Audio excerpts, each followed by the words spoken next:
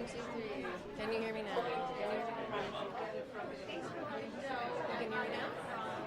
Starting to hear me? Really low.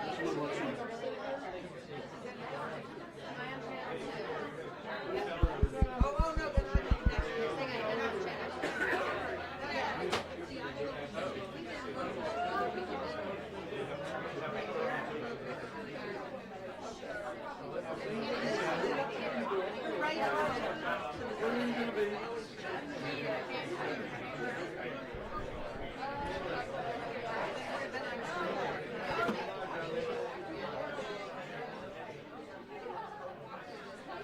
Okay, can you hear me now? 1, 2, 3, 1, 2, 3, 1, 2, 3. Yeah. Okay, well, learned something new today.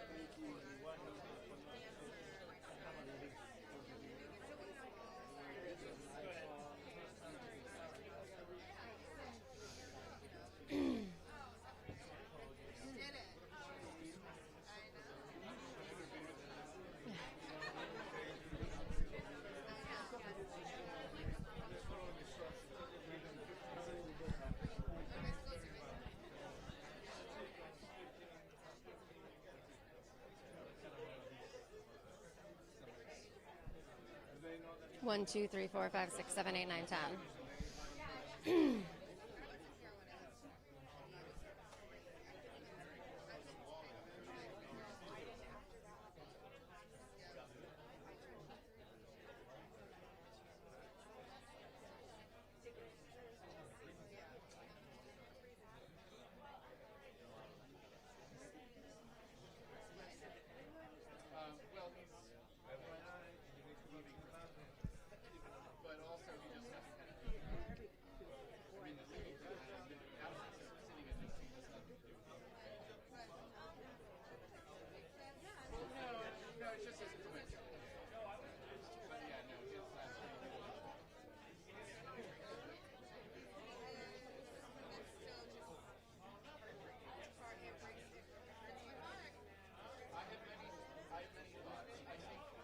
Okay.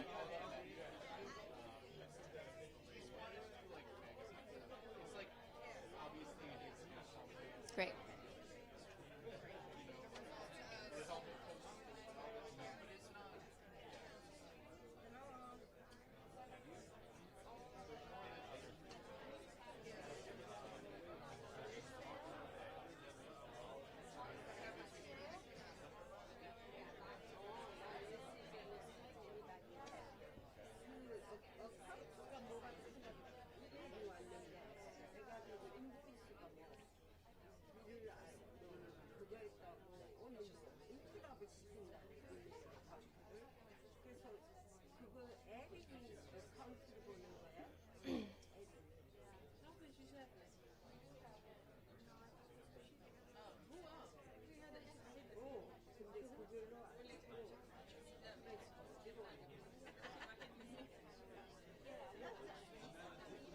Yeah, this is the first time we're going to hear from Karoline Leavitt in roughly 2 weeks, and as you noted, it comes at a time where the White House appears to be looking for an off-ramp. We saw President Trump delay that ultimatum that he originally posed on actually striking these civilian power sites by 5 days, saying that these ongoing negotiations were happening. And what we're told behind the scenes is that this is very fluid, that there was an invitation by Pakistan to host both U.S. officials and Iranian officials to have a conversation, to have these negotiations. They are working on that plan that would include Vice President J.D. Vance, but everything right now still fluid among security concerns on other reasons as well. One of those other reasons likely being the fact, as you just mentioned, that Iran has effectively downplayed or turned down that 15-point negotiation starting point and returned with their own 5-point plan. Now, we have a lot of questions for the press secretary today, particularly who exactly is the United States negotiating with? What are the starting points for this negotiation? Why is J.D. Vance getting involved now? He has not been an active participant in this. Now, we do assume that other officials like Steve Witkoff, Secretary of State Marco Rubio, Jared Kushner could all be part of any kind of in-person meeting, but we still don't have effectively what exactly they're going into this meeting to hammer out, particularly if Iran is saying they have 5 completely separate points that they want to talk about, but also who are they talking to, what has led them to trust this person, and can this person actually have any power in Iran given what we know is a very fractured environment there?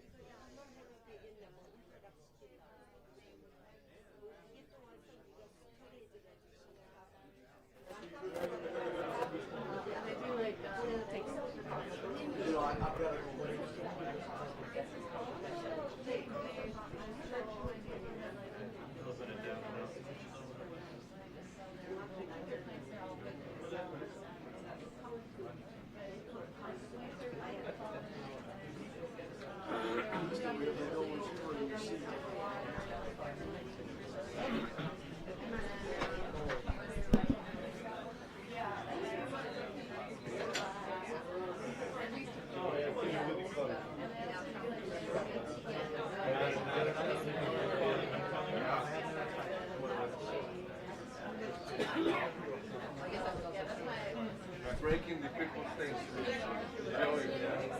Sabotage all. Come down. Come down.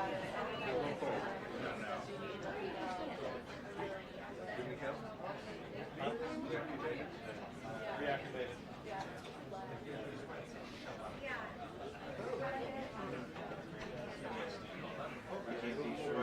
I will move one. You have a front. Don't be in front of this seat. No one's they are plugging the robots.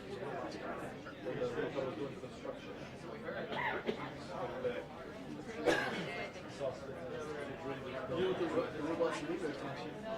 Well.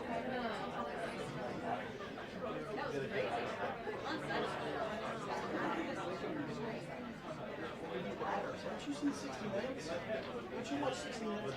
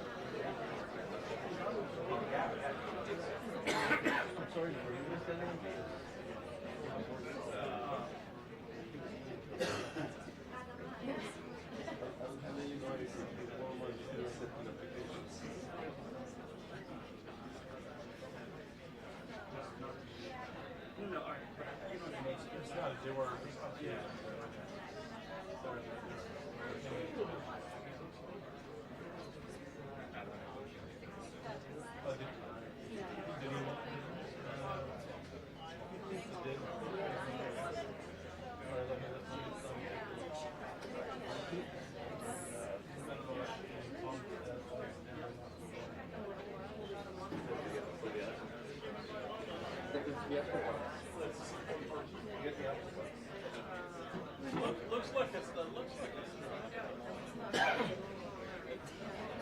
I kept on go over the slide about it.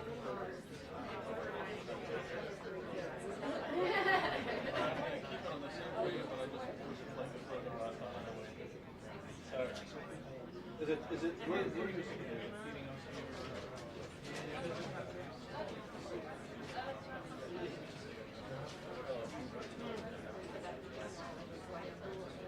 No, now they have enough for us.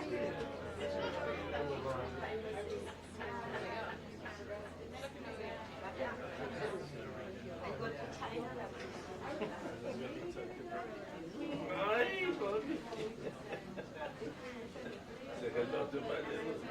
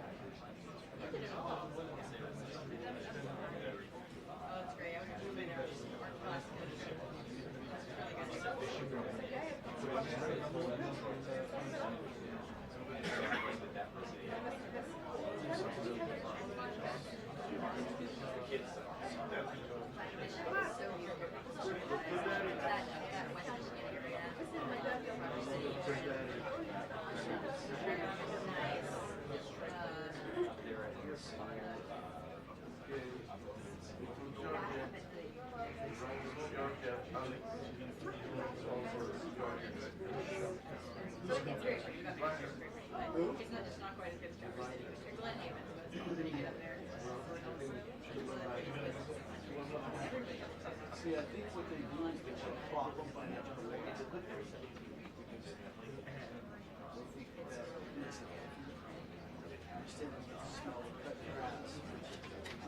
I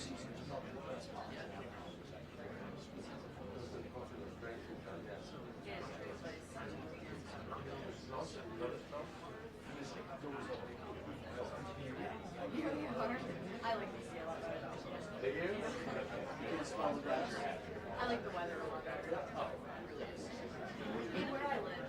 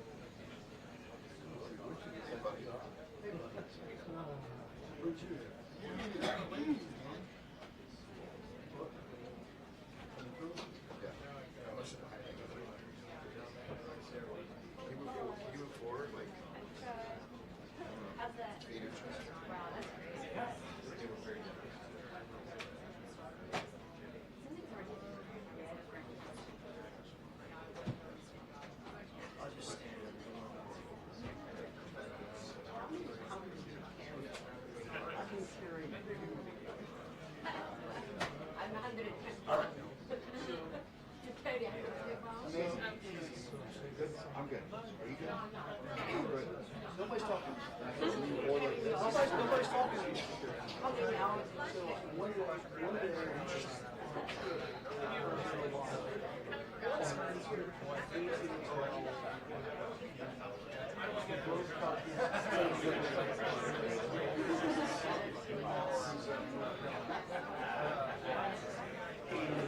Hey, you're walking a lot back there. Pull up at one time.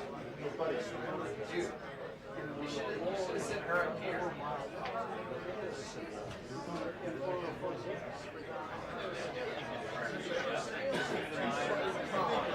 I waited 1 second.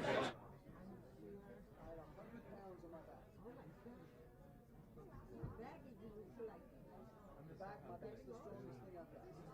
My legs are very strong, my arms are very strong, my back is very strong. Strong back and mind. That shoulder bad, this shoulder bad. This was broke on my back. Everything else is fine.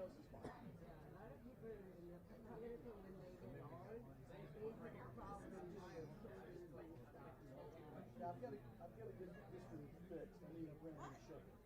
I'm serious. It's a shoulder replacement. It'd be easier if I just throw it on because of that. It's totally normal to have.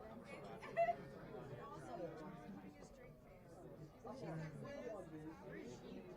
But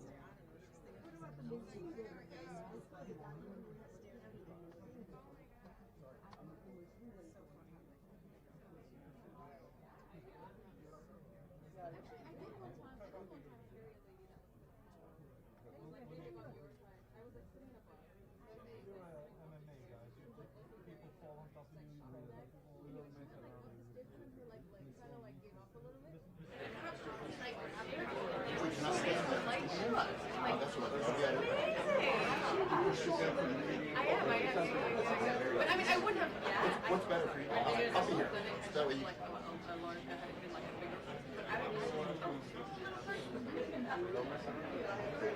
Yeah. Maybe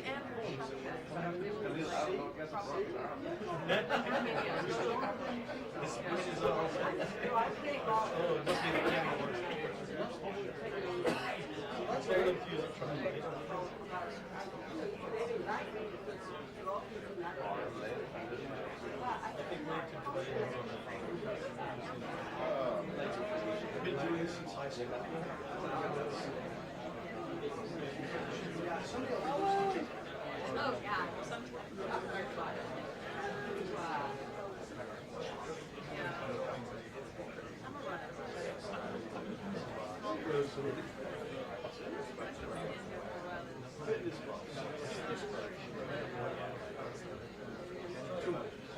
I complain. I go to Florida for Christmas.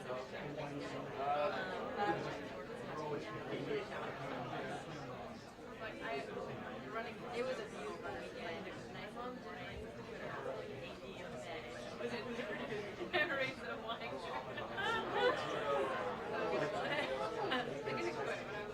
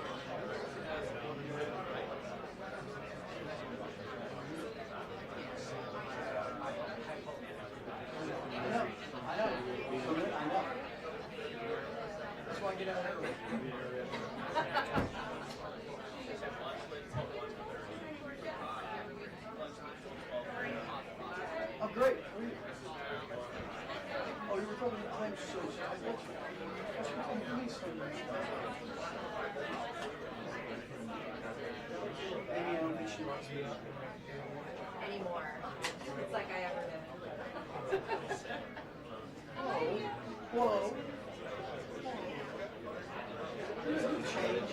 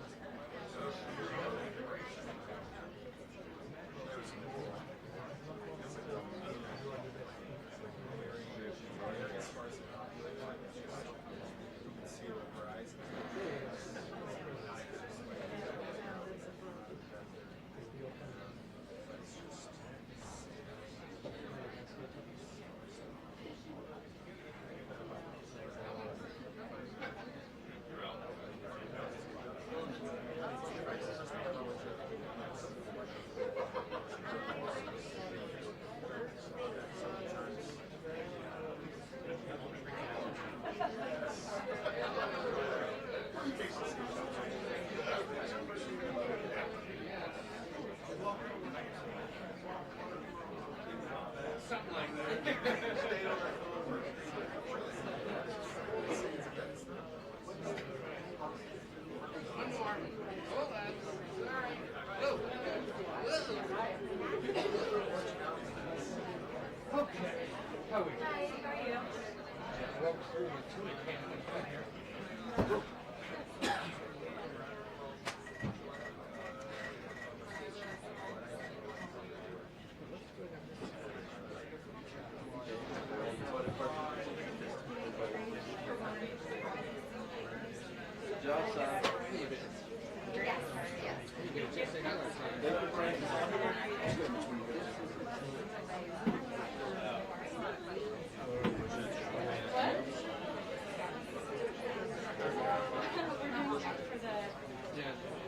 didn't get there till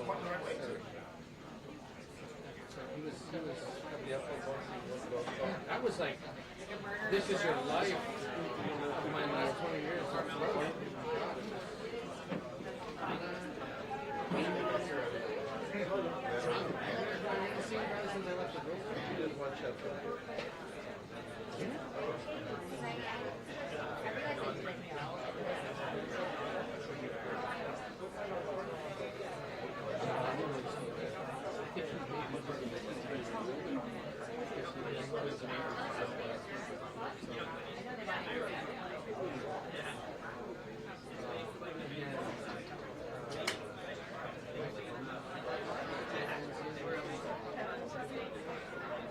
The only ones missing from the is there.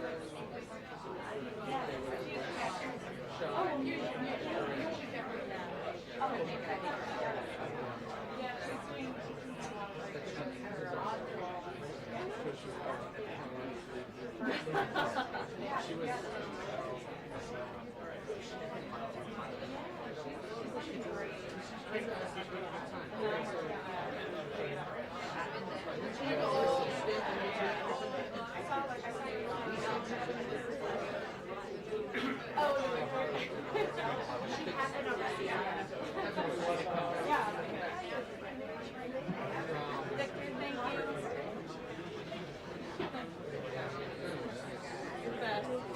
Couple more, but it's true. Thank you. You see what that house is? The AP guys see? No.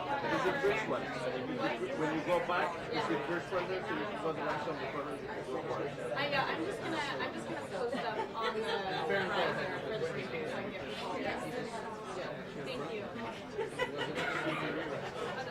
Or investigations of underground. Hello. Hey. His point about getting involved in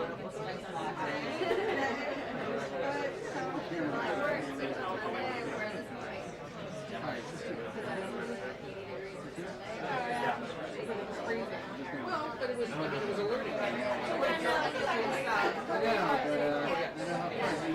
Yes, that's true. Don't get like a shrew for a... Oh, I thought Horror story.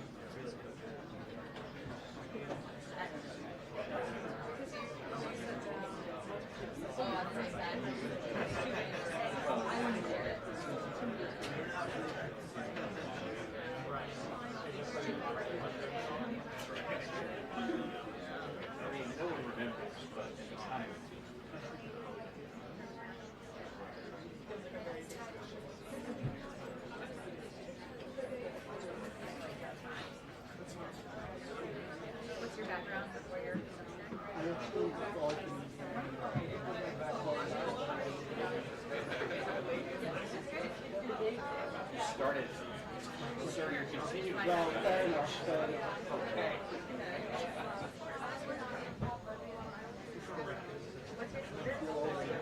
Wake up number 2. Wake up.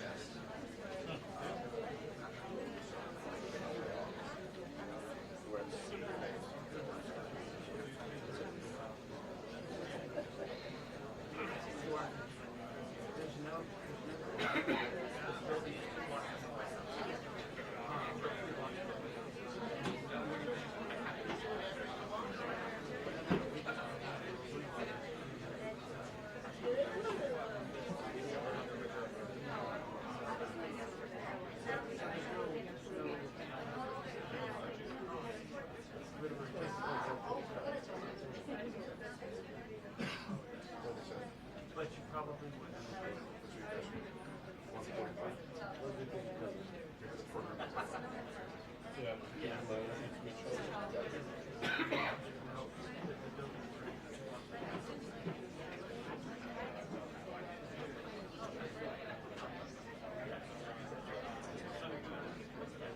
Yes, that's great.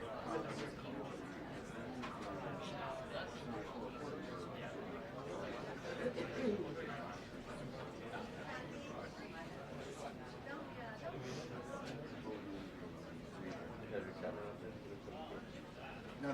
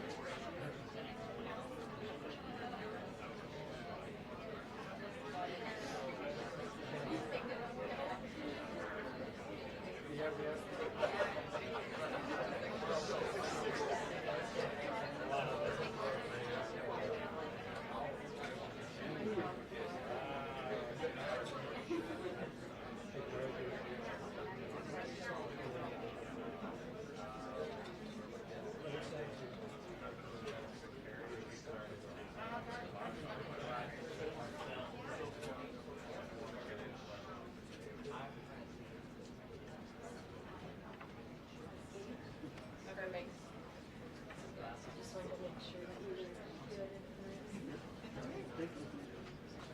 2 minutes? She didn't say 2 minutes.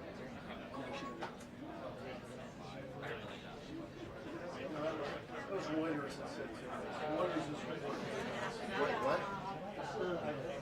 Very You good. got a problem with me, just look. How are you? good. How are you? I'm not talking to you. See you. Any images, you got a problem. Have a good view. It's pretty good. Pretty good. I thought you were CNN.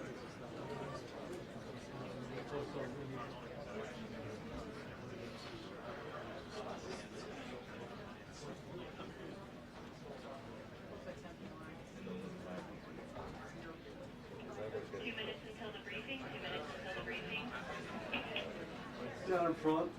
Down in front, please.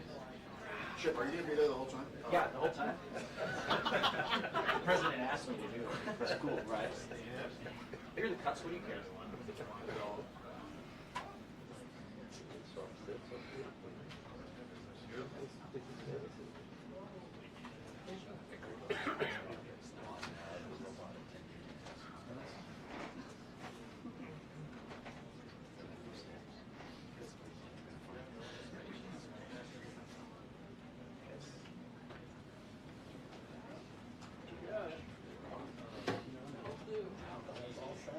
It better be a very logic-based question.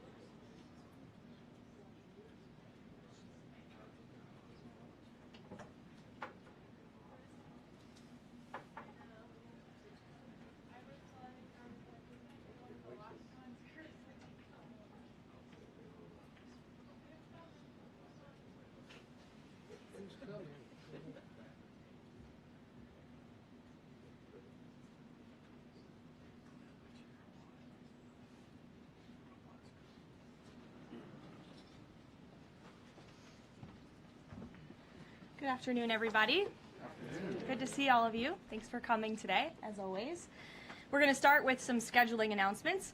This evening, President Trump will deliver remarks at Union Station for a political dinner.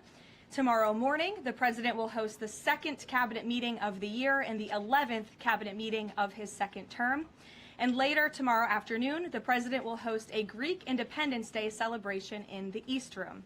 On Friday, the president will celebrate National Agriculture Day alongside nearly 1,000 farmers who are coming in from across the country for the first event of the season on the South Lawn, so pray for good weather, to highlight the president's successful policies in support of America's farmers, including efforts to lower input costs, open new trade markets, bolster the farm safety net, double the death tax exemption, end taxes on rural property loan interest, and create rural opportunity zones.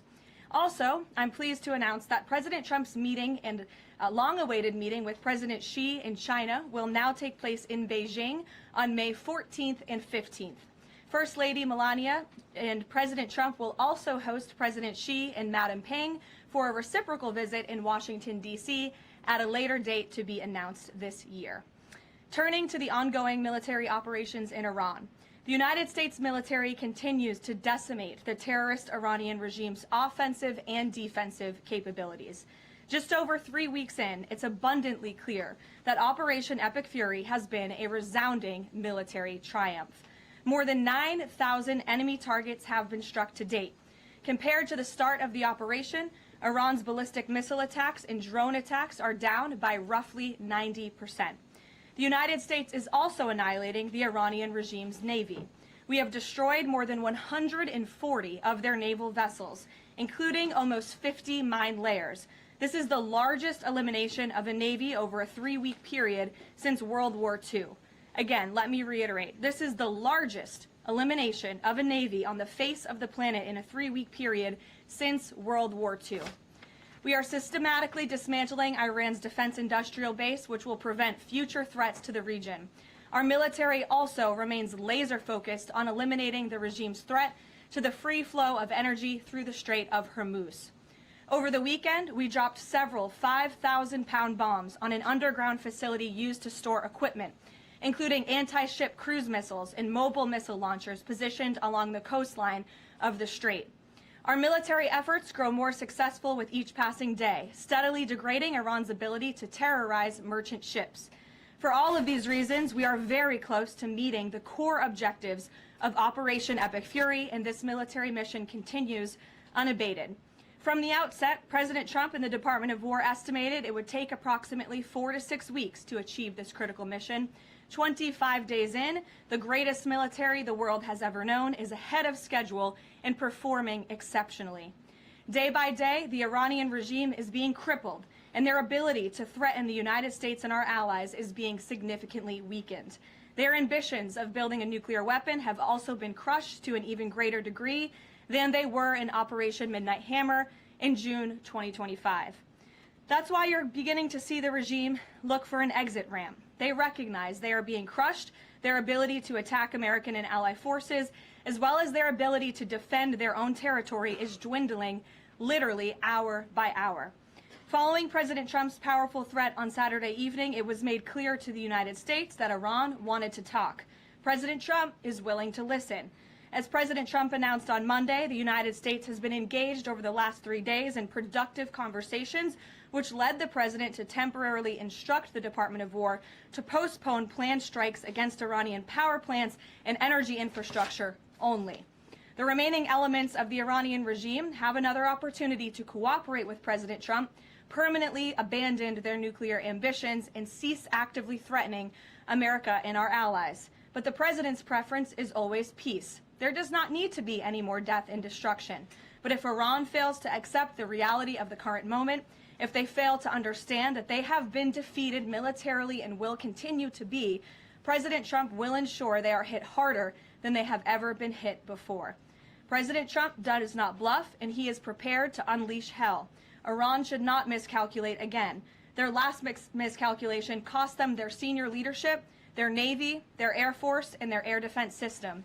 Any violence beyond this point will be because the Iranian regime refused to understand they have already been defeated and refused to come to a deal. Here at home, we are now on day 40 of the Democrats' shutdown of the Department of Homeland Security. Democrats in Congress are forcing American travelers to wait in hours-long lines at airports across the country, robbing TSA officers and other federal workers of their hard-earned paychecks that they use to feed their families, and causing billions of dollars in damage to our economy. A father of 3 recently told CBS News that he felt he had no other choice but to quit his job as a TSA officer and find other work as the Democrats' shutdown of DHS continues. This is the quote from the father, and I encourage everyone to listen. I think the hardest thing is seeing the struggle that my wife was going through and not trying to bring more stress to her, the father of 3 said, but seeing her cry every night. How am I going to feed my family? How am I going to survive?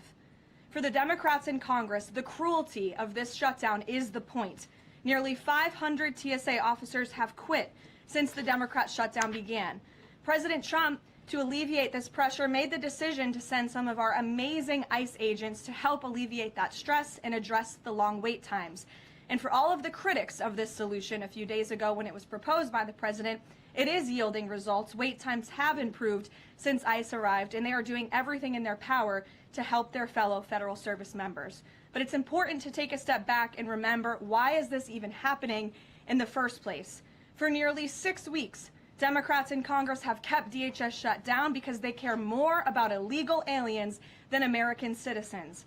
You have Democrat elected representatives in states across the country who are willing to inflict massive pain on their own constituents to fight for illegal aliens who broke our nation's laws to come here. In recent days, we saw the deadly consequence of this deranged policy of Democrat open borders and an illegal alien-first agenda. A beautiful 18-year-old girl, Sheridan Gorman, she was shot and killed in Chicago last Thursday morning while walking in a park with friends. The suspect in custody for murdering her is a Venezuelan illegal alien who was caught and released at the border by the Biden administration in May of 2023. Why would the Biden administration catch and release a Venezuelan illegal alien? That is not happening anymore under this president. But there are still tens of thousands, if not millions, of these illegal aliens in our country who seek to do harm to innocent Americans, like this beautiful young woman whose family will now never be the same because of her death. To make matters even worse, this monster was also released from local custody again after a shoplifting arrest, where? In the sanctuary city of Chicago in June of 2023. Again, another innocent American citizen had her life stolen from her because Democrats embrace reckless open border policies and reckless sanctuary city policies which put criminals back into American communities. How many more Americans have to die before the Democrats end this madness? President Trump's position is very clear. He wants the federal government opened, he wants the Department of Homeland Security funded, and he wants the Democrat shutdown to end immediately. The president will also continue to call on Democrat leaders in sanctuary cities and states like J.B. Pritzker, where this young, beautiful girl was murdered, to cooperate with ICE and stop releasing illegal alien criminals into American neighborhoods. It is for the safety of every American citizen, including all of the people in this room. With that, I will take your questions, and here in our new media seat today, we have Gabe Fleischer. Thanks, Karoline. Thanks, Gabe, for being here. Thank you. I have two questions for you. First, if the war in Iran continues past this current round of peace talks, and with thousands of troops on their way to the Middle East, is there a point, either a number of ground troops or a number of days, at which the president will consider seeking authorization from Congress? Well, as you know right now, that formal authorization from Congress is not necessary because we're currently in major combat operations in Iran. The Department of War and the President, as I said, estimated about a 4 to 6 week timeline for the full completion of these military combat operations. We're again on day 25 today. And as a courtesy, nevertheless, the administration did notify Congress, the Gang of Eight, ahead of the launch of the operation 25 days ago. And we've also had our top national security officials go to Capitol Hill to brief lawmakers, again, out of courtesy and out of respect for them. So at this moment, it's unnecessary, but of course, the President and this administration will always abide by the law. Gabe, or do you have a follow-up? Yes, sure, go ahead. Second question.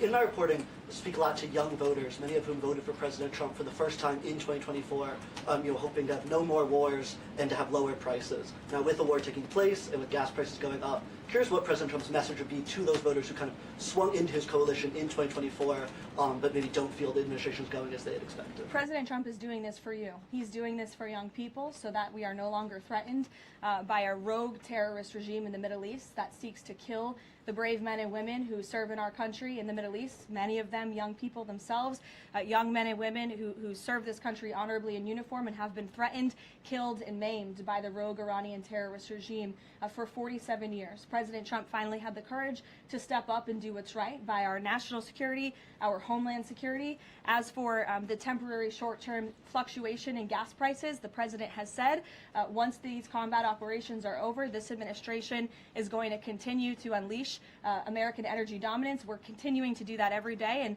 and we're going to see prices at the pump go back down, just as we have over the past year because of this president. And don't think for 1 second if the Democrats had their way, gas prices would be as they were under the previous administration, the Biden administration, record highs. This president is keeping them as low as he can during this short-term combat operation, and they're going to go right back down when this is over. Gabe. Thank you, Karoline. Just within the past few hours, Iranian state TV has said that Iran has rejected the U.S.'s 15-point plan to end the war. What's the White House's response to that, and have these talks hit a dead end? They have not. Talks continue. They are productive, as the president said on Monday, and they continue to be. However, I saw a 15-point plan that was floated in the media. I would caution reporters in this room from reporting about speculative points or speculative plans from anonymous sources. The White House never confirmed that full plan. There are elements of truth to it, but some of the stories I read were not entirely factual. So I am not going to negotiate on behalf of the president here at the podium. What I will tell you is these talks are ongoing. We're not going to get into the nitty-gritty details that have been exchanged between the United States and Iran at this time. Well, yesterday the president mentioned a very big present that the Iranians had given the U.S. He wouldn't go into detail, but was it that ship that was carrying 2 million barrels of oil that made it through the Strait of Hormuz? I'll let the president speak on that at the appropriate time. And then finally, Karoline, today Iraq's government reportedly is planning to lodge a protest with the U.S. According to the Wall Street Journal. There was an attack in Iraq that hit a military clinic, killing 7 soldiers reportedly. What's the U.S.'s response to that? Was the U.S. responsible for that attack? I'll have to check in with the Pentagon on that, and we'll get you an answer. Thank you, Karoline, too, if I may. Speaker Johnson today described the conflict as wrapping up, but the 82nd Airborne Division, they're typically deployed at the beginning of conflicts. So does the White House consider this conflict as wrapping up, or is it changing shape? As I said at the beginning of my remarks, we are meeting our goals of Operation Epic Fury expeditiously. The president likes to maintain options at his disposal. It's the Pentagon's job to provide those options to the commander-in-chief. For any specifics on troop deployments, though, I would point you to the Pentagon.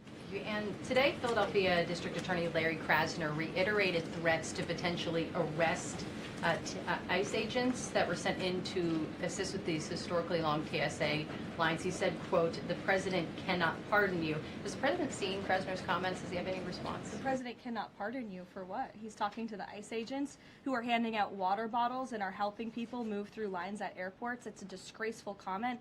The men and women of ICE are great people. I would encourage this lawmaker, whose name I don't know and don't care to know, to actually sit down and speak with the ICE agents who are on the ground doing this important work, not just in our nation's airports, but again, to remove violent, dangerous, illegal alien criminals from our country, to protect this individual and all of us in this room and Americans across the country from murderers, pedophiles, and rapists who have been allowed into our country by Democrat politicians. Mario, good to see you. Thank you, Caroline. Good to see you as well.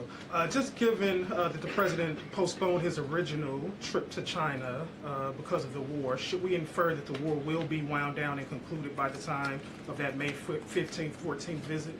Again, as I've said, we've always estimated approximately 4 to 6 weeks, so you could do the math on that, Mario, but we do look forward, I know the president looks forward to going to China on May 14th and 15th, and of course, as always, we'll provide additional logistical details to all of you in the media for that trip, who I know look forward to coming with us as well. One follow-up. Was that a precondition? Did the two leaders speak about the conclusion of the war? Was that a precondition for them to have this rescheduled meeting? No, there was a discussion about the rescheduling of the meeting between the president and President Xi. President Xi understood that it's very important for the president to be here throughout these combat operations right now. He understood, obviously, the request to postpone and accepted it, which is why we have new dates on the books, and I'm happy to announce those to you today. Jennifer. On the negotiations with Iran, are there still face-to-face talks planned, perhaps in Pakistan? And who do you think would probably be going? Again, I've seen a lot of speculation and reporting about potential talks that could happen later this week. Nothing should be deemed official until it is announced formally by the White House. I would not get ahead of our skis on reporting about any talks this weekend until you hear directly from us. Does the president think that all of the allies will go along with whatever the U.S. concludes with these Iranians? Are you expecting that Israel and all the other allies will follow whatever agreement is made? I think the president has shown that he is absolutely the leader of the free world, the head of the most powerful military in the world, and in various examples, so the 12-day war between Iran and Israel, the ceasefire between Israel and Gaza, the president has shown a very unique skill at getting our allies to get on board with what's in the best interest of the United States, but also the world in cases of foreign policy like this. Ed. Yeah, thanks, Carolyn. So, is there a time frame as to when the first oil tanker can go through the Strait of Hormuz freely? It's a very good question, Ed. I don't have a specific timeline for you today, but it's obviously something the administration is working towards as quickly as we can. And with respect to oil, as you know, the administration has taken a number of actions to stabilize the markets. We directed the U.S. DFC to offer reasonably priced political risk insurance for takers through the Strait. We issued that temporary waiver to allow countries to purchase sanctioned Russian oil to alleviate global pressures. We're working with the IEA to coordinate the release of another 400 million barrels. We issued that 60-day Jones Day Act waiver. And then just today, EPA Administrator Lee Zeldin, if you missed it, in consultation with the Department of Energy, announced a temporary emergency fuel waiver to allow nationwide sales of E15, gasoline blended with 15% ethanol, to remove all federal impediments to selling E10 gasoline across the country. The emergency fuel waiver will temporarily waive the summer low volatility requirements and blending limitations for gasoline to provide additional flexibility to the fuel marketplace. So as far as tankers through the Strait, something we're tracking very closely, but obviously the administration is coming up with creative new solutions by the day to keep the price of oil stable, something the president wants to see. And I know Secretary Bessent, Secretary Wright, Secretary Burgum, EPA Administrator Zeldin are all working together closely to find ways to do that. The president gave that 5-day timeline for pause in operations.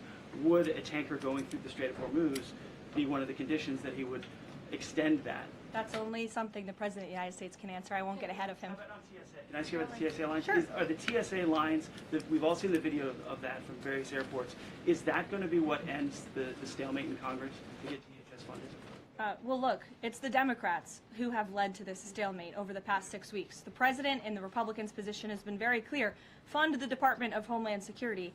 And we have attempted in good faith numerous times, both the president himself and lawmakers on the Republican side on Capitol Hill, to go to the Democrats with reasonable offers, with real solutions. They'll ask for something, we'll give them that concession, and then they say, oh wait, that's not enough, actually. So I think that's why I said earlier, the cruelty is the point. They want this chaos. They want to distract, I think, from the success of our military overseas right now, totally obliterating the Iranian regime. And it's very unfortunate because there's only, the only people that are suffering from this are the American people. And I hear that Democrats might be flying out of town tomorrow. How convenient and lovely of them that they get to go to the airport and that they'll get to go home to their families when you have families, TSA workers who are suffering. You have people across the country who are missing flights for funerals and for work commitments because of Democrat politicians on Capitol Hill. Karoline. Mary, in the back. Thanks, Caroline. Glad to see you have a seat now. I do. Thank you. Is the White House satisfied with Republican leadership's efforts on the Save America Act? I think the president has made it very clear. He wants everyone on Capitol Hill to move as quickly as possible to get the Save America Act passed, and he wants to see that legislation on his desk as soon as Republicans and Democrats can move to pass it. But are there any lawmakers in Congress that the president is frustrated with on this matter and feels could be doing a better job? I think the president wants to see everybody on Capitol Hill move faster all the time. That he wants everyone in this town to work at Trump speed like we do here at the White House. We'll go to Karen. Two questions on Lebanon, if I can. Is the U.S. providing support at this point for Israel's ongoing offensive in Lebanon? And is the president concerned that right now there are more than 1 million people who've been displaced and potentially could be for a significant amount of time? That's not something I'm in a position to comment on for the first question. To the second question, of course, that's something that would concern the president. I think that's why he's again quickly moving to eliminate the threat of the Iranian regime in the Middle East, including weakening their proxies like Hezbollah, who have terrorized Lebanon for far too long. And I know that the president wants to see this, again, move as quickly as possible as we can over the course of the next couple of weeks here. Kristen. A question about the Strait of Hormuz. If these negotiations are not successful, is the only option to reopen the strait in boots on the ground, given that all of our allies have essentially said that they are unable or unwilling to help? Look, that's a hypothetical question. It's a hypothetical question. It's also a decision that would have to be made by the commander-in-chief, and I'm not going to get ahead of him. In addition to that, when it comes to the Vice President, J.D. Vance, what has changed that has made him more of an active participant in these negotiations with Iran? I don't think anything has changed. The Vice President has always been a key member, the President's right-hand man, and a key member of the President's national security team. He's been part of these discussions throughout this entire course of the administration, with respect, again, to the 12-day war that the president and his national security team negotiated a solution to, with respect to the ceasefire between Israel and Gaza and the release of the hostages, which there was a lot of criticism that couldn't get done, and it did. The vice president has been by the president's side every step of the way, and any reporting otherwise is just completely false. I see him in the room. Again, the president seeks his counsel on all matters, both foreign and domestic. Can you just tell us who exactly the U.S. is negotiating with in Iran, and why the U.S. and this administration trusts that person? Again, as I said to Gabe's question earlier, we're not going to get into the details of these negotiations and conversations that continue to take place. As of course you can imagine, they are very sensitive diplomatic discussions. And I would reiterate, I do recall giving all of you the same answer when we were negotiating the ceasefire between Israel and Gaza. Gave you the same answer throughout the 12-day war between Iran and Israel. Gave you the same answer with respect to many of the other global conflicts that this administration has negotiated solutions to. President Trump is going to give his diplomats the freedom that they need to have these sensitive diplomatic discussions without negotiating and litigating them through the news media. Fran. Karoline, just to follow up though, because you said that some of the information that's been out there about the 15-point plan is inaccurate, can you say what is accurate with respect to ballistic missiles, the nuclear ambitions, and the Strait of Hormuz, which are things that the president has laid out that he wants to see a couple times in the past? Look, if you've heard it from the President of the United States, obviously it's true, as well as the objectives of Operation Epic Fury. We've said repeatedly, I've said them from this podium, the Pentagon has reiterated them. That's why we've taken military action to achieve them. So of course, those are goals that we want to see, but this full 15-point plan that's been floating around in many of your outlets, there's a lot of misinformation to that as well. And again, I would caution you from taking things from anonymous sources rather than verifying them directly with the White House. Christian. Thanks, Caroline. Two on Iran. First, would the president consider loosening asylum restrictions for Iranians trying to flee the country right now? Again, that's a question for the president. I won't get ahead of him on that. I haven't talked to him about that. Okay. And then secondly, you mentioned at the top that Iran would be hit harder than they have been to this point if they don't recognize the fact that they're losing this war.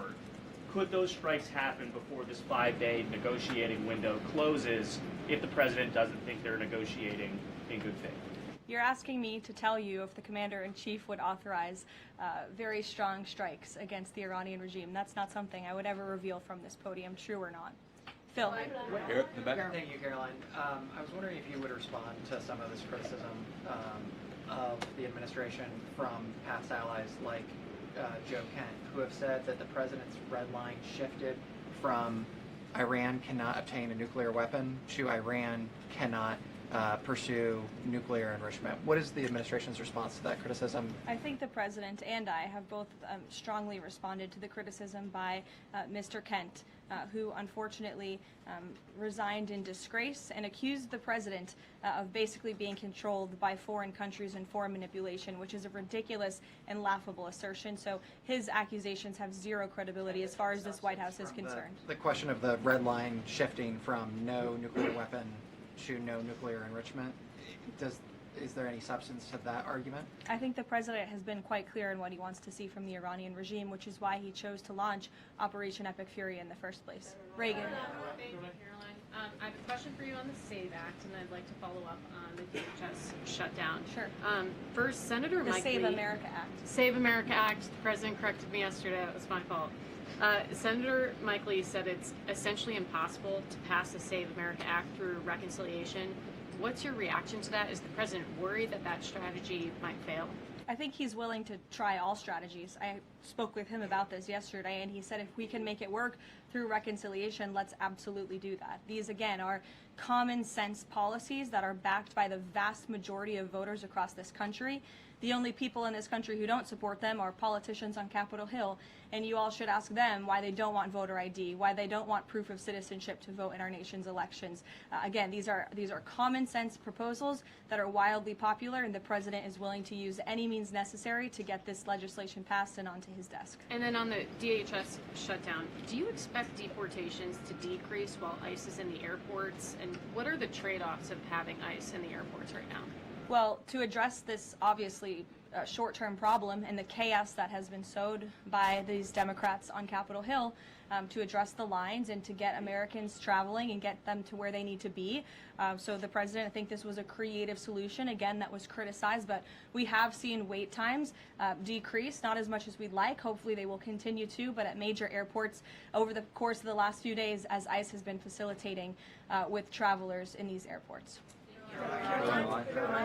Sure. Thank you, Karoline. On March 6th, the president said in an interview with Reuters that the U.S. should have a role in choosing Iran's next leadership. Now that we're almost 4 weeks into the operation, is that still the president's assessment of where things should go? As I've said repeatedly, I think the president obviously believes the United States wants to have someone in leadership position in the Iranian regime that will be much more favorable, that will be willing to work with the United States, that will no longer chant death to America. These would obviously be good common sense things for the United States and for our allies. I think that's what the president meant when he spoke with Reuters that day. Go ahead.